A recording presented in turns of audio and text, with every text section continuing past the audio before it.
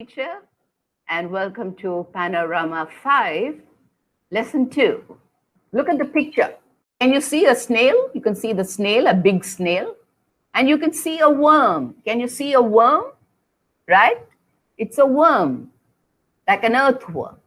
This is another story. You can see the clothes that they are wearing. They are all wearing simple Audis. In the mountains overlooking the Red River Valley, there was a good family with two daughters. One day, while they were returning, they stopped to eat some figs, and that evening felt very strange. They were eating figs. Figs. Find out what figs are. Right? It's anjeer. Find out in your language what fig is. F-I-G, fig. Google, take a look at the picture, find out what a fig looks like. Find out what is fig called in your language. So these two fine daughters, they ate fig and they felt very strange after that. So when they grew up and when both of them had children, they got married and they had children, both sisters gave birth, but they didn't give birth to human babies. One gave birth to a worm and one to a snail. Look at that. These are the babies of the two sisters. Imagine a human giving birth to a snail and the other gave birth to a worm. So look at the people. Are they happy to see the babies? Are they happy to see the babies? No, they are fleeing for life. They seem to be so afraid. They were screaming, demons, demons. Shaitan. Demons means shaitan, not demon, demon. Demons, demons. Everybody in the village, including the sisters themselves, shared the same fear and believed that the worm and the snail to be actually demons. Even the sisters thought that they gave birth to demons. So they all ran away, leaving the worm and the snail to wander about abandoned village on their own. So the village was abandoned. The people abandoned the village. Abandon means everyone left the village and went away. They abandoned the village. Everyone left the village and ran away. So this snail and worm continued to be alone, no one there, and they continued to live in the abandoned village. Eventually, the two creatures decided to live together. They were both lonely, so they decided to live together, and they also became husband and wife. One night, so strange to see, isn't it? Snail and a worm got married and they became husband and wife. One night, an incredible rainstorm flew over the village. An incredible, unbelievable. There was heavy rain. It was like a storm with howling winds, right? Howling. The winds were howling. Making such, have you heard in a cyclone, the sound of the wind? You can hear in the movies the sound of wind and raindrops that seem to circle around the house. This rainstorm seemed to be there around the house. The next day, the snail saw a handsome man in the house. She asked him who he was, and his reply surprised her. He said, "I am your husband." And he dropped his shriveled worm skin on the floor. The worm skin was shriveled. Shriveled means became dry. Have you seen grapes or plump grapes? What happens when it becomes dry?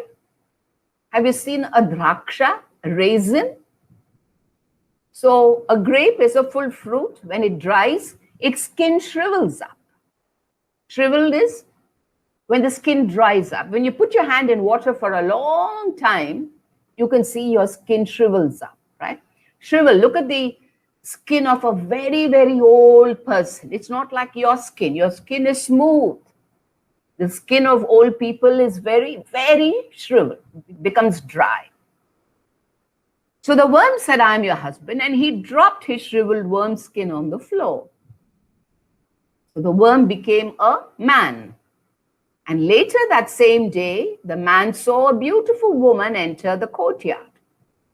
My wife is not at home, he called to her. The woman held out a snail shell and replied, yes, she is, for I am she. So who was the wife? The snail was the wife. So when the snail saw a handsome man, she said, who are you? And the worm said, I'm your husband. And he dropped his shriveled skin. The next day, the husband saw a beautiful woman walk into the house and he says, my wife is not at home. And the woman showed him the shell of the snail and said, yes, I am your wife. So the snail became a woman and the worm became a man. And these two, there was some reason they ate the fig. It's a story that maybe sometimes you shouldn't eat things that you're not supposed to. Maybe it's a story where they tell people, see what happened when you eat a fig, suddenly you become like this. So it could be a story which tells you don't eat anything without knowing what it is, right? Okay. So they stared at each other, bemused and pleased. They were bemused. Look at that. So they're wearing grand howard eyes. They were bemused. They were very pleased. They were surprised to see each other. Something about the eerie storm of the previous night had transformed them into people. The storm was very eerie, frightening. Something magical about the storm. It was like something from a movie. But something about the storm had changed them into husband and wife. Life went on and they did their chores and plowed their land and grew crops. What are chores? Like any other husband and wife, they did all the work of the house. Chores means the work of the house. They plowed the land and they grew crops. While working together at the harvest one day, they heard two crows gabbing about the dry fields and failed crops of the next village. So because remember, this village was abandoned. No one was there in the village. It was only the two of them. Everyone thought that they were demons and ran away from the village. These were the only two people in the village. And they carried on their housework, they plowed their field, and they grew crops. And then one day, people in the next village heard some crows gabbing. Gabbing means talking about dry fields and failed crops of the next village. They heard crows talk about the fact in the next village, there is no food.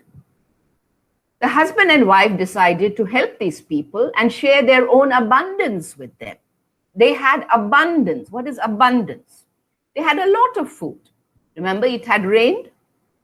So there were good crops. They plowed their land.